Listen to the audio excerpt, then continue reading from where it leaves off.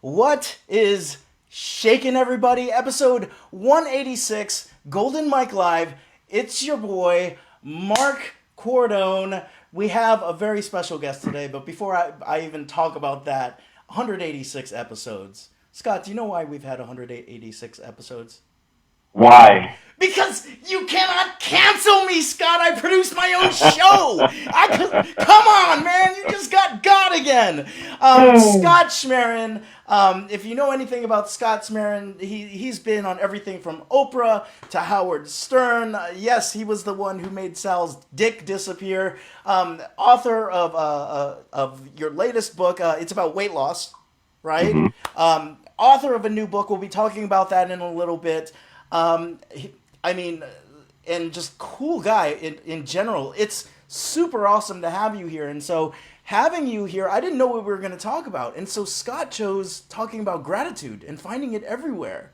So Scott, tell us a little bit about yourself, man. Tell me, what do you want to know about me, Mark? I want to know it all. I'm a hypnotist. I'm a NeuroPerformanceologist. I help people really reach deep inside themselves and discover how amazing they are. And that's been my life's journey. And I've helped a lot of people. I've helped myself. And I have a lot of fun doing what I do. Yeah, and let's talk about little Scott, baby Scott. Like when you were a child, was this something that you ever imagined that you would end up doing, going into NeuroPerformanceology? No, Okay. not at all. In fact, baby Scott was never little. Baby Scott was a big fat kid. And it was that struggle and the journey of my life that led me to this and helped me change my life. Talk about that. Talk about that little baby large Scott that brought you to here. Well, that little Scott was a sensitive kid. Actually, I'm still a sensitive kid. And, I was a fat kid in my neighborhood and everybody teased me and they bullied me. And, being sensitive, I kind of withdrew. Mm-hmm. And I spent a lot of time eating and watching a lot of bad sitcoms from the 60s and the 70s.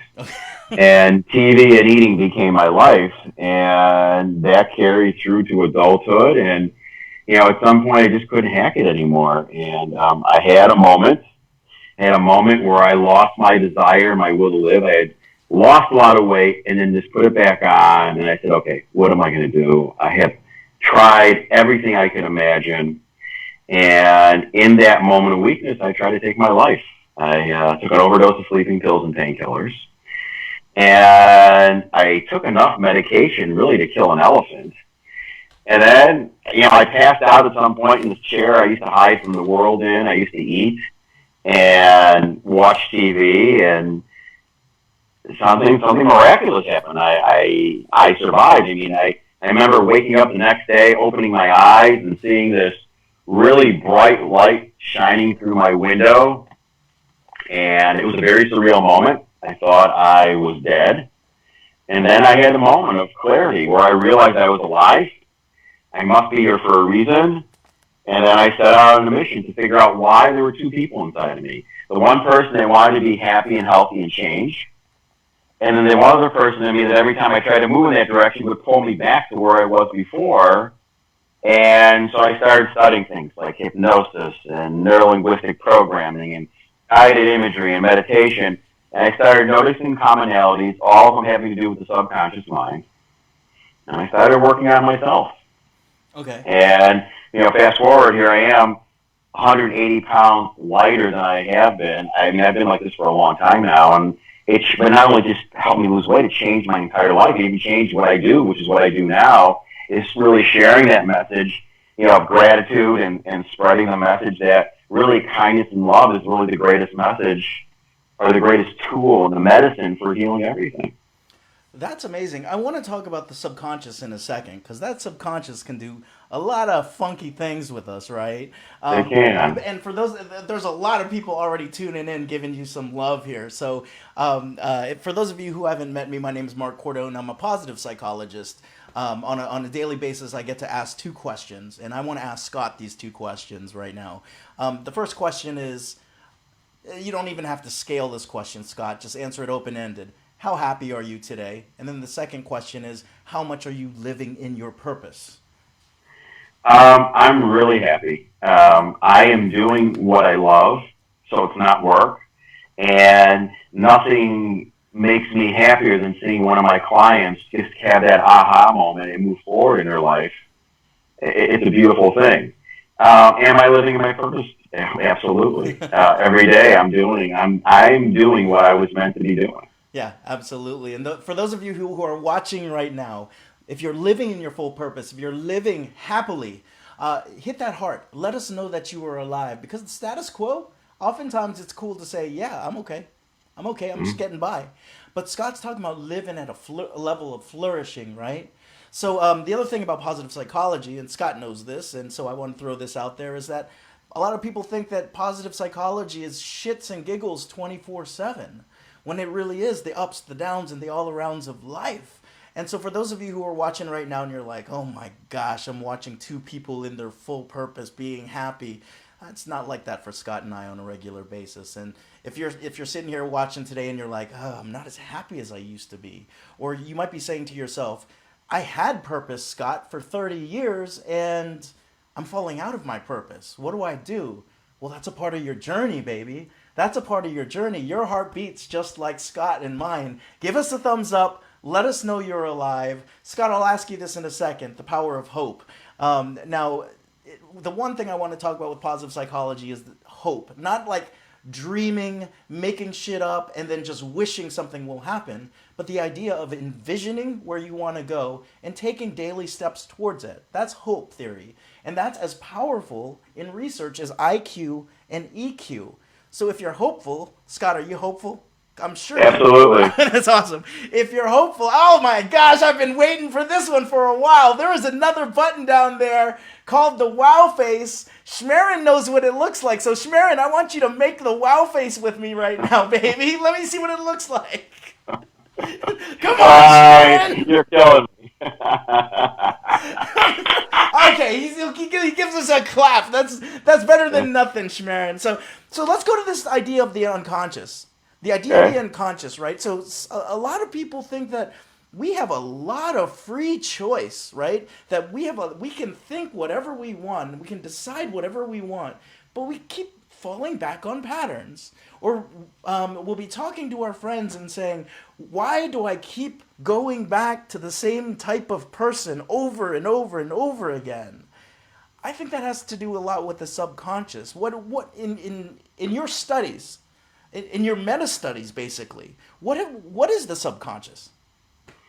Well, the subconscious mind is really the driving force behind your mind. I think everybody thinks they do almost everything consciously, but the reality is we don't. When neuroscientists have taught us now that 85 to 90% of what we do is done at an unconscious level. Mm-hmm. You know, we're products of the environment we grew up in, the things that have happened to us, and they shape and form, especially as little kids. You know, they say from the time you were born to the age of 4, you're like a sponge, and you learn more and absorb more in those 4 years of your life than you will all the other years of your life combined.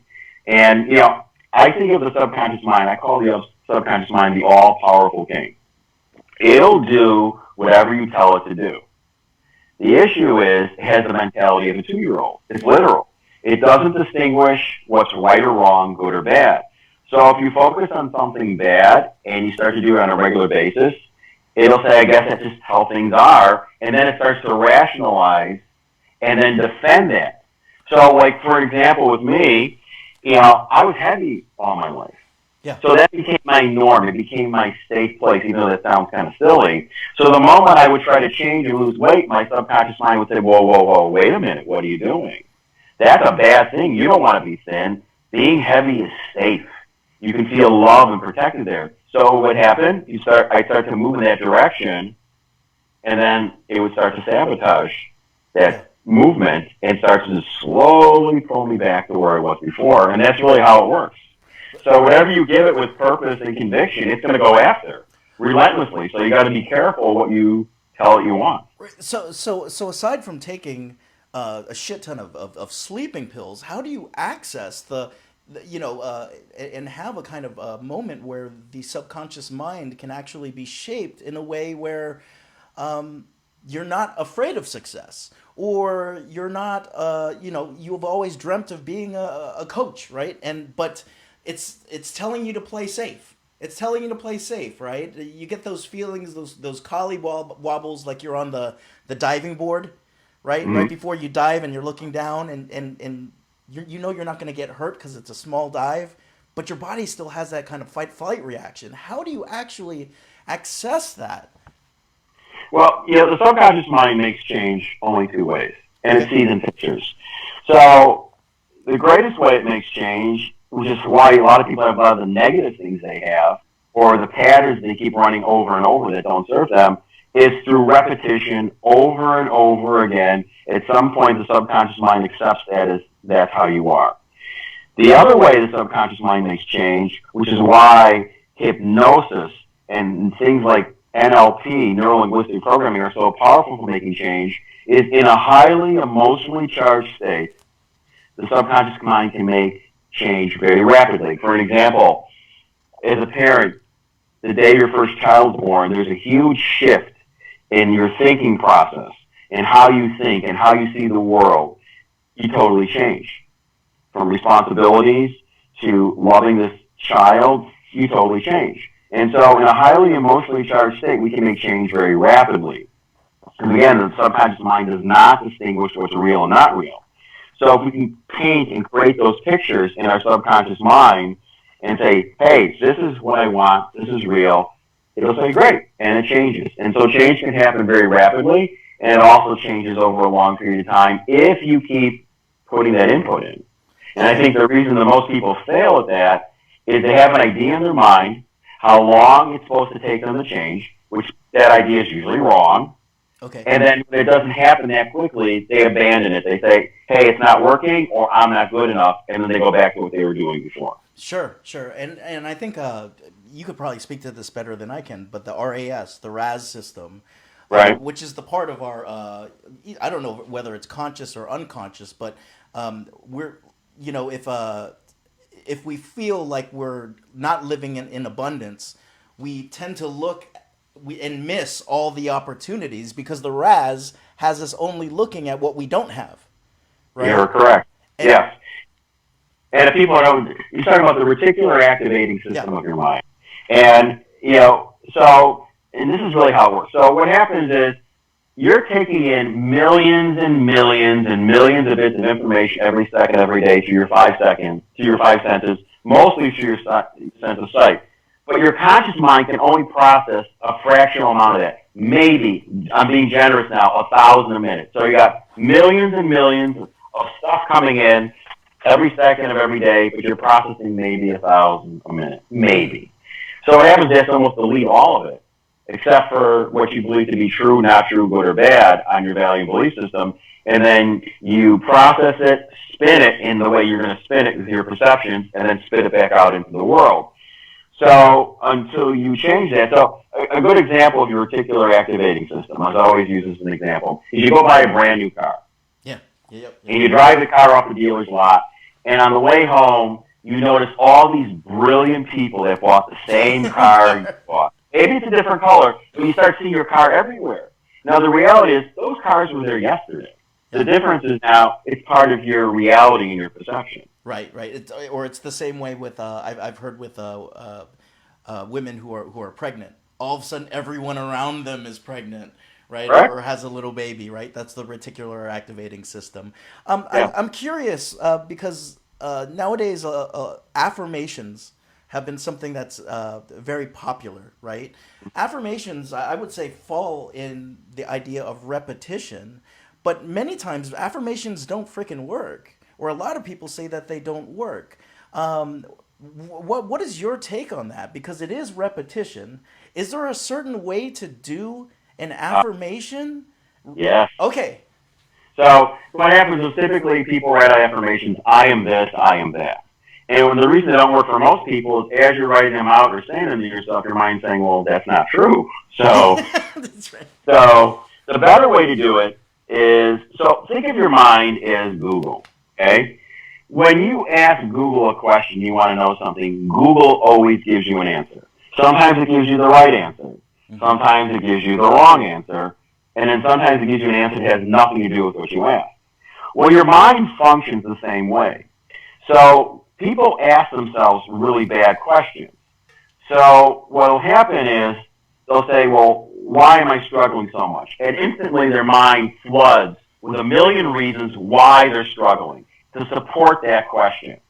So writing affirmations out as a question is much more powerful. So example, instead of saying, I am successful, and your mind saying, oh, that's bullshit, why not write out the question, why am I so successful? And then what happens is now your mind can start looking for all the reasons why you are successful. It's shifting around. Why am I happy? So what's happening is you're using how your mind works and using it to align with what you want to accomplish. So if I start asking, why am I so successful, your mind will say, well, you've done this, and you've done that, and you've done that. So now it starts supporting that question. And that's a better way. If anybody who has affirmations now, they have a list of them, just change them into why questions.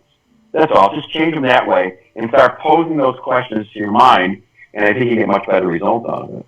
That's so freaking true. I've got all mine. I need to change into questions right now.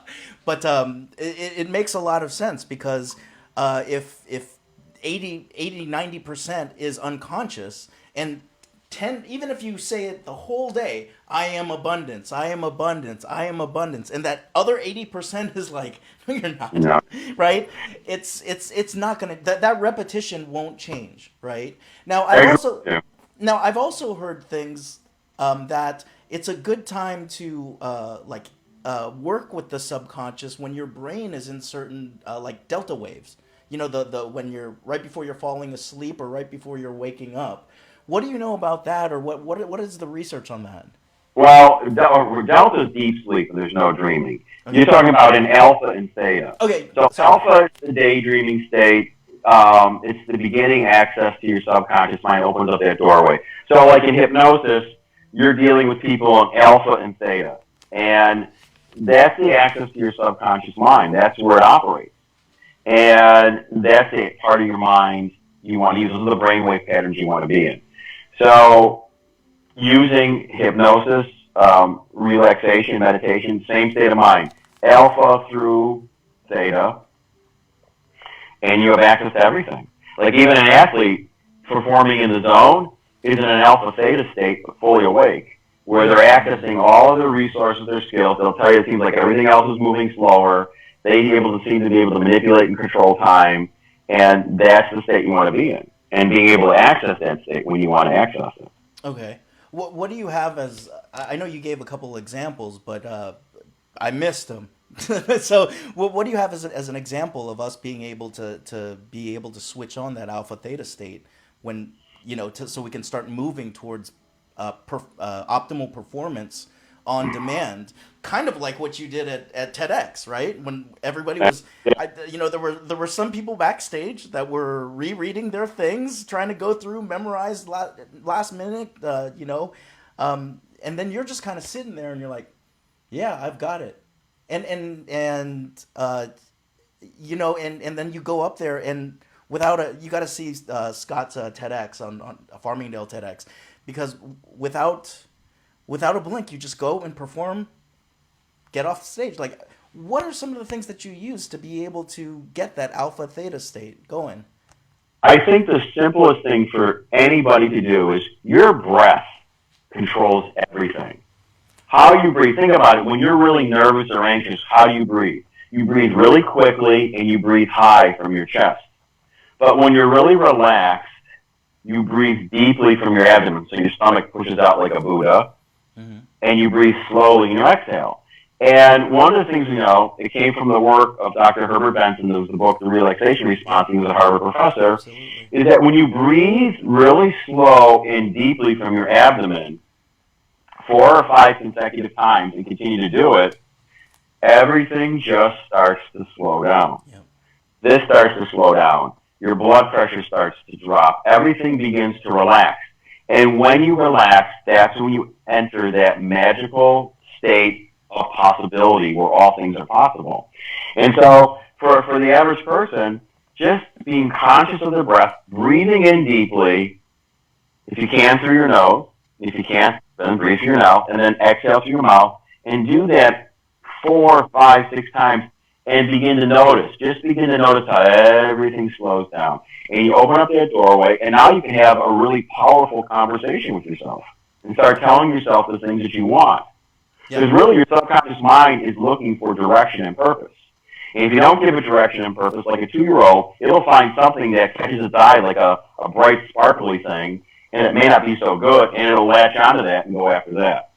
That's so cool. And for those of you who haven't read the Herb Benson book, it's amazing. And the studies that back up what the relaxation response can do, freaking awesome. It's basically the opposite of the fight or flight response.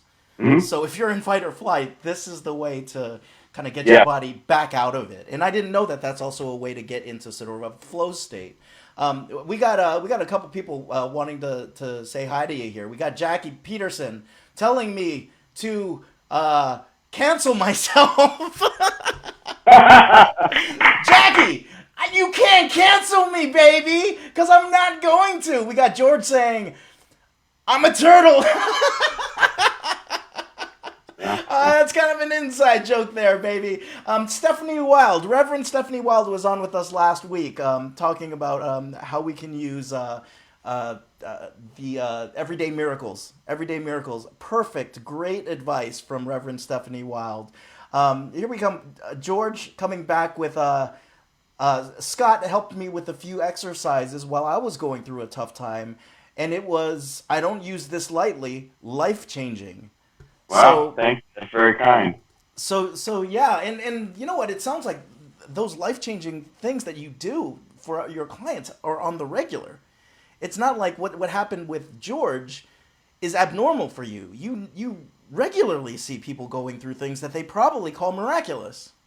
Some of them, yes. The things I show people to do are really simple. Mm-hmm. They're not always easy to do them consistently, but they're simple things. Simple things work. I've seen some people do some pretty miraculous things. From athletes breaking world records and accomplishing things that were thought to be impossible, to seeing people. I had a gentleman I worked with for prostate cancer, and most men that come to me that have prostate cancer want two things: they want to be cancer free, and they still want to be able to perform sexually as a male after the surgery.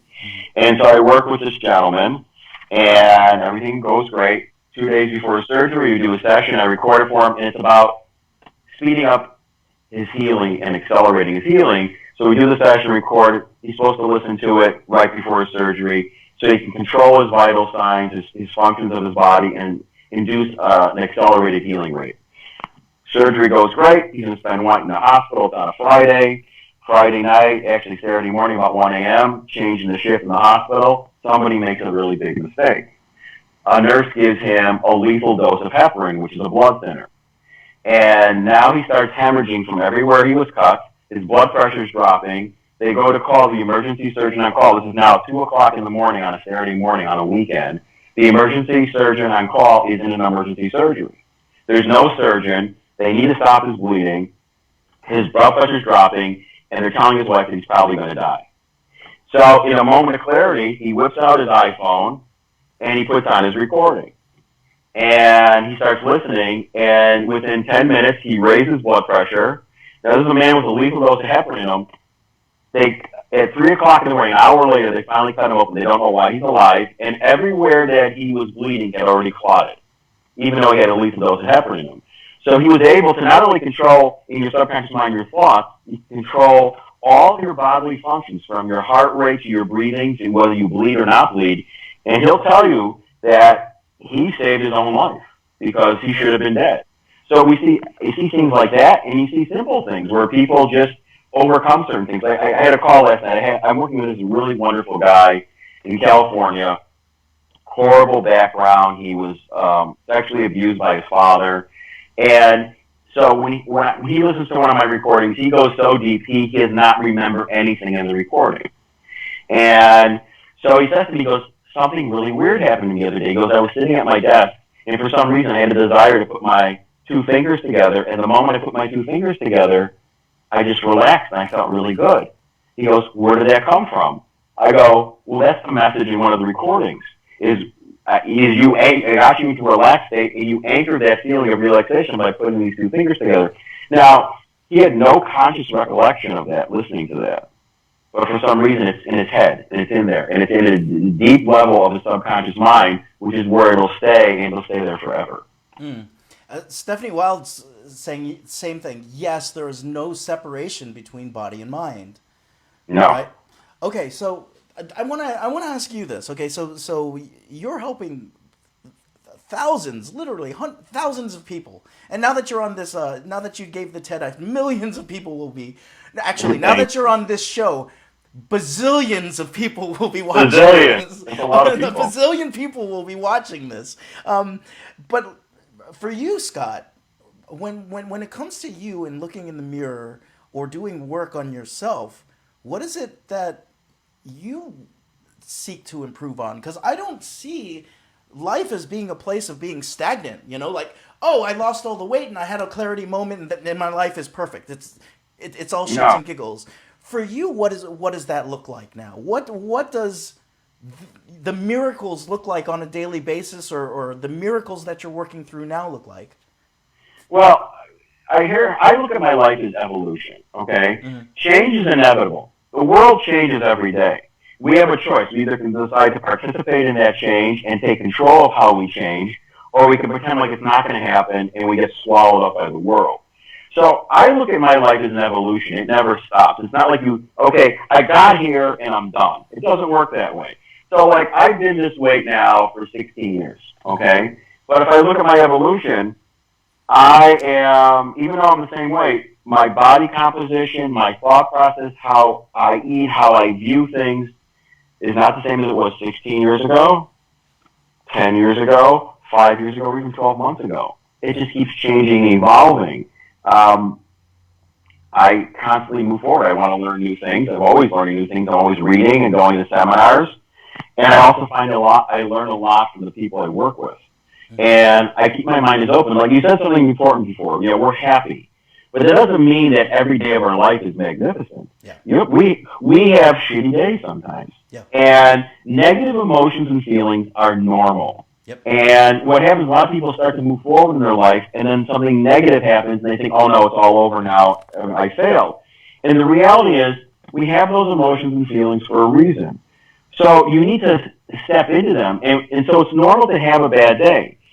I have bad days that are not great. I find something out of that day that I can learn from, but my bad day does not become a bad day tomorrow, a week from now, a month, and it doesn't become a theme for a whole year or my entire life.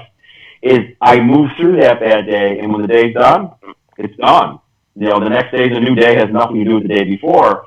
And what happens for a lot of people is that bad day carries over into the next day, then it's a bad week, then it's a bad month, then it's a bad 10 years, and then life sucks, all because of something that happened. And the reality is, experience it, let it go, don't try to suppress it, move through it.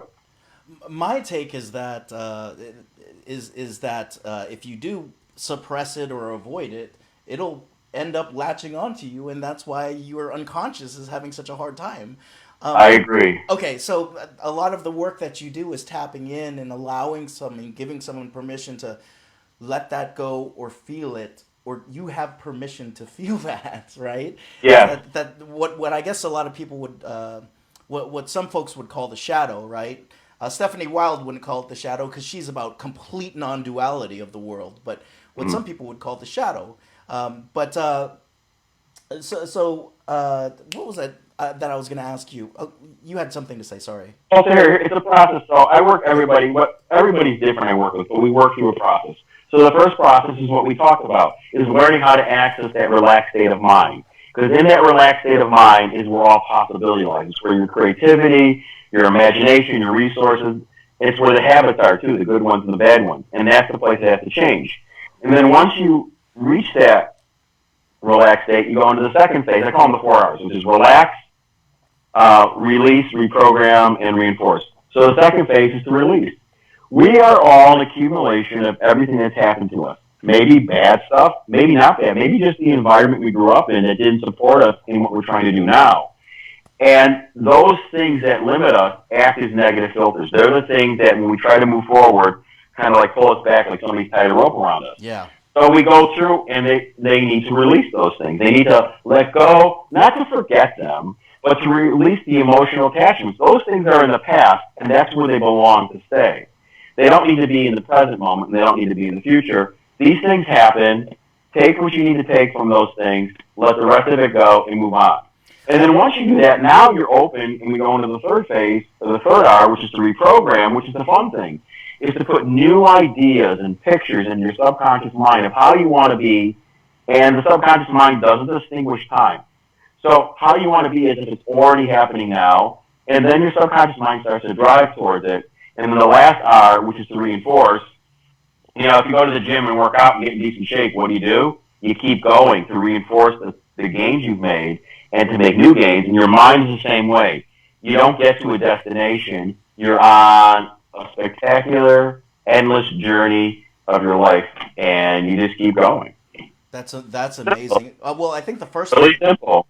The first thing that I'm seeing is with release. I love how you use the word release and not use like and this isn't a diss on you, Stephanie, because you used release too. But we often will talk about forgiveness, right? But that's not releasing. Forgiveness gives someone permission to do something again to you. Releasing is truly letting something go, letting it go, and then making space is what it seems like. Is now you have this space to put in all this new wiring and all this fun stuff in terms of designing the life of your dreams. Yeah. So I'm thinking about someone who's watching you right now and saying, yeah, that must be real easy for you, man, because you've been studying this for multiple years. You got a break with that, with not overdosing on those pills. But I'm in some deep shit right now. I'm in some deep fucking trauma, man, and I don't see any of this being able to work.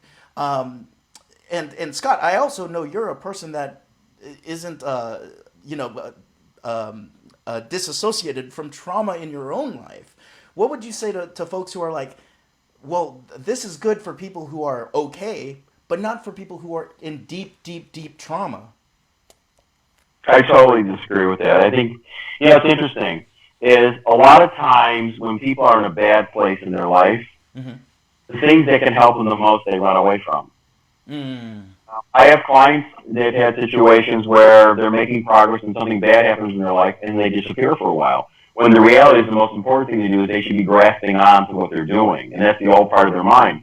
You know what? I'm not free of trauma in my life now. In the last 2 years of my life, I met the most incredible woman of my life. I expected to spend the rest of my life with her. She got ovarian cancer. She ended up dying. And I was left with a huge void in my life.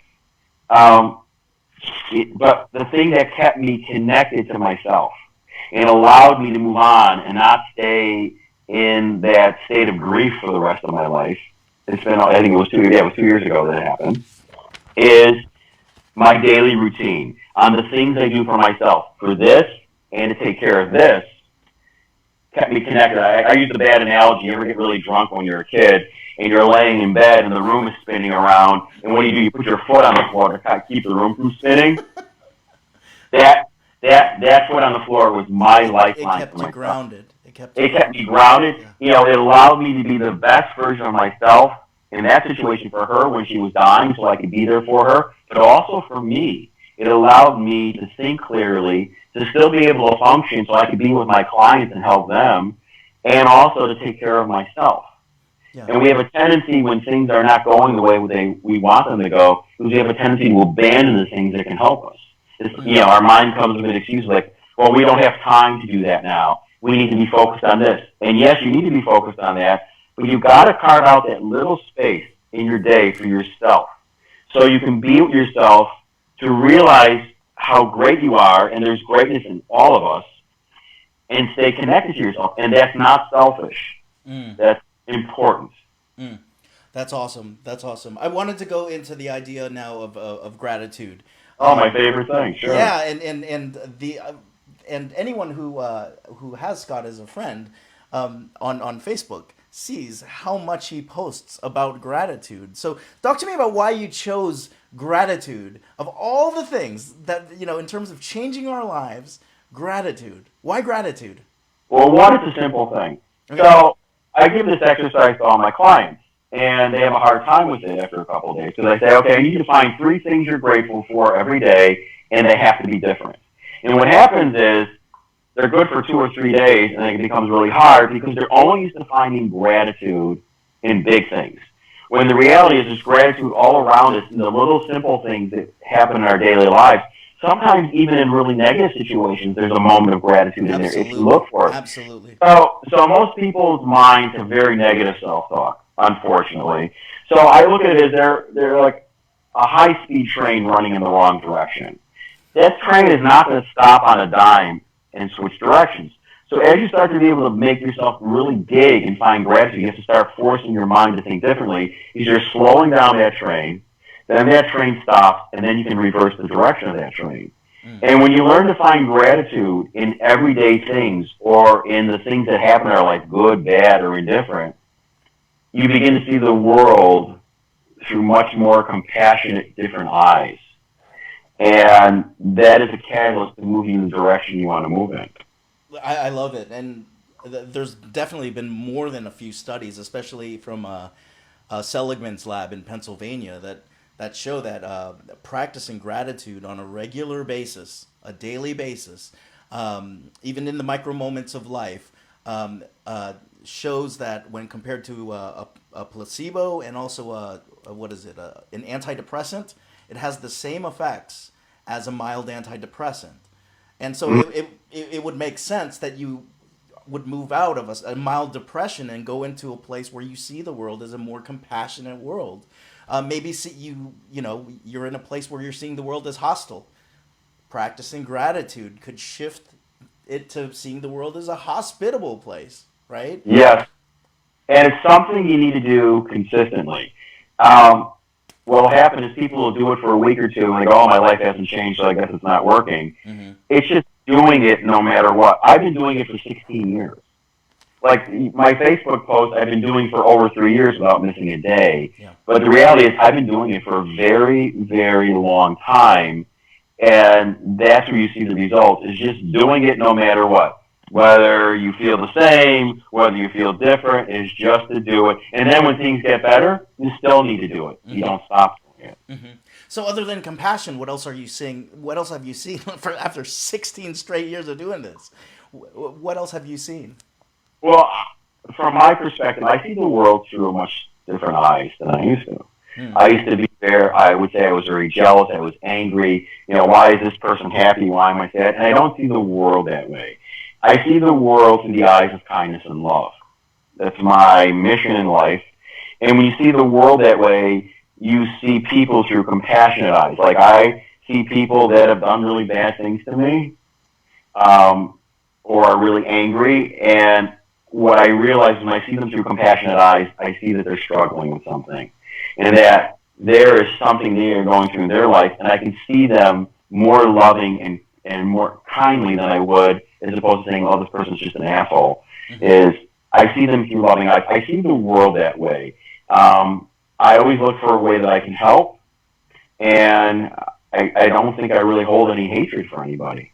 Right on. So, right on. And I think it's a much better way to see the world. Don't get me wrong, I get angry with somebody, and I'm not happy with them, but I don't hold on to that anger. I don't hold a grudge. I can let it go, and I can move on and find solutions. Yeah, and it's as simple as opening a book and just writing in what you're grateful for today, and the small and the large, and when things are going well, continuing to do it. I think it's that kind of gratuity when things are going well. It's called savoring, and a lot of people will push past that and go to the next challenge, right, without even thinking about what to be grateful for. I'm curious about what your thoughts are about, we talked about hope theory at the beginning, and a lot of hope theory from a positive psychology standpoint has to do with seeing your future reality. How much of your work, or how much of, even with what you're doing in gratitude, has to do with seeing your future reality? Well, a lot of it has to do with it, and I use the word faith, not hope. Okay. So, I've done another TED Talk, and one of the things I talk about is I noticed that I call them the 3 best friends you have on the journey of your life. And they are patience, persistence, and faith. Because you embrace them as your best friends, they will serve you. And I find that the reason people struggle is because they don't embrace those things and they don't see those things. So, like patience. We have an idea in our mind, like let's say someone wants to lose weight, okay, and they're heavy. They have an idea in their mind how long it's supposed to take. They're usually wrong.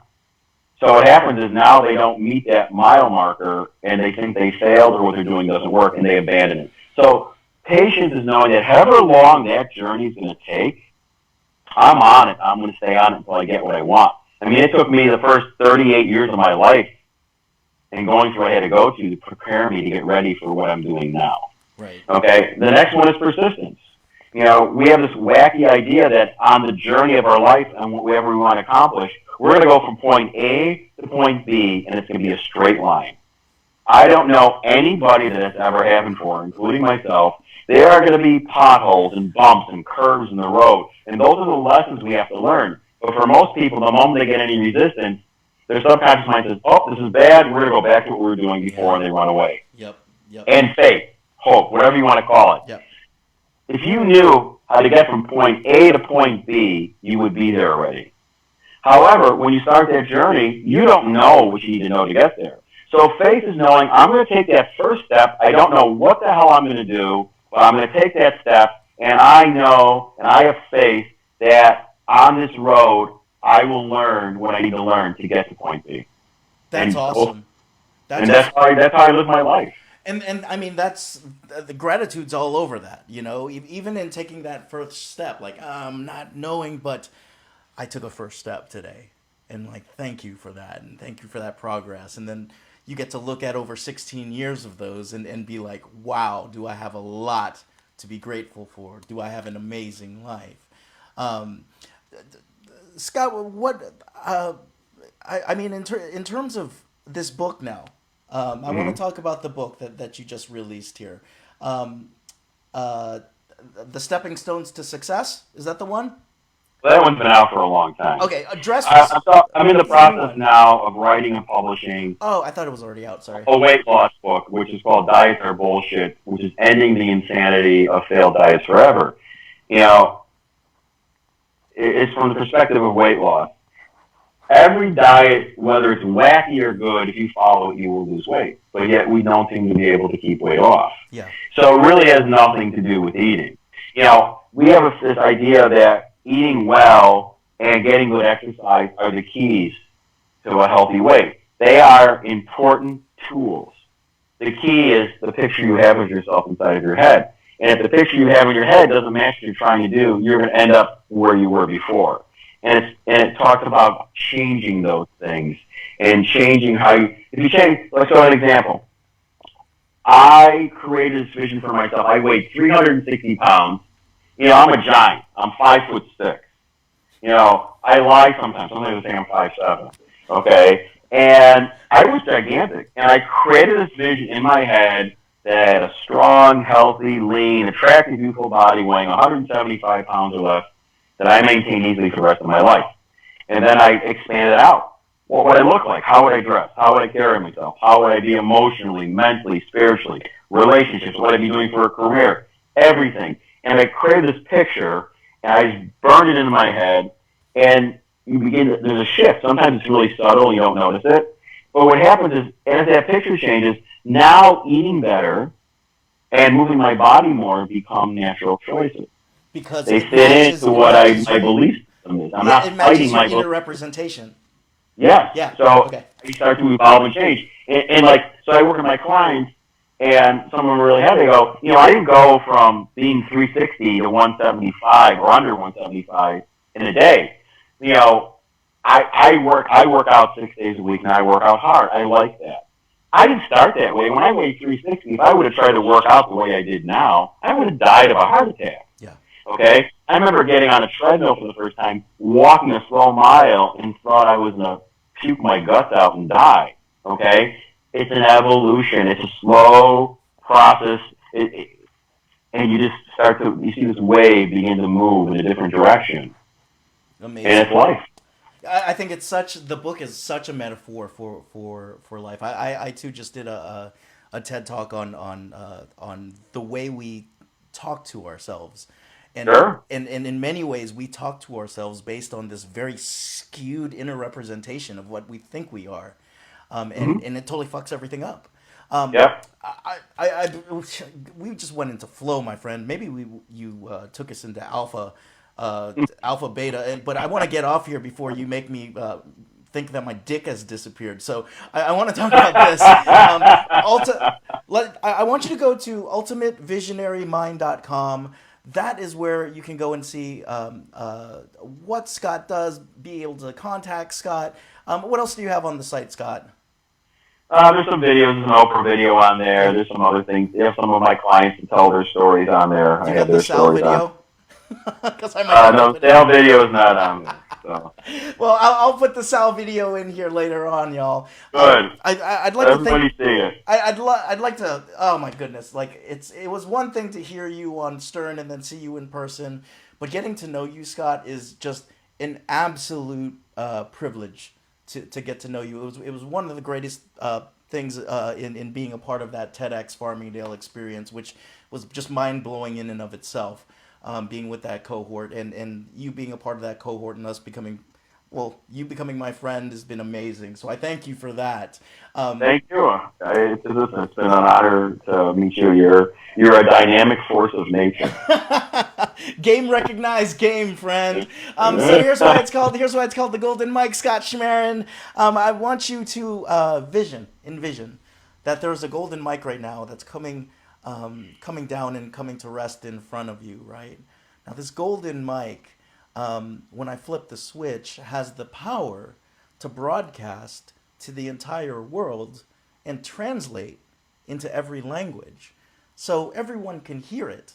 Not everyone's going to pick up what you're putting down, but there definitely are some people who need to hear what it is that you're about to say. So Scott Schmaren, you are on the Golden Mic live. Got it. Each of you already possesses everything you need to create and live the life of your dreams.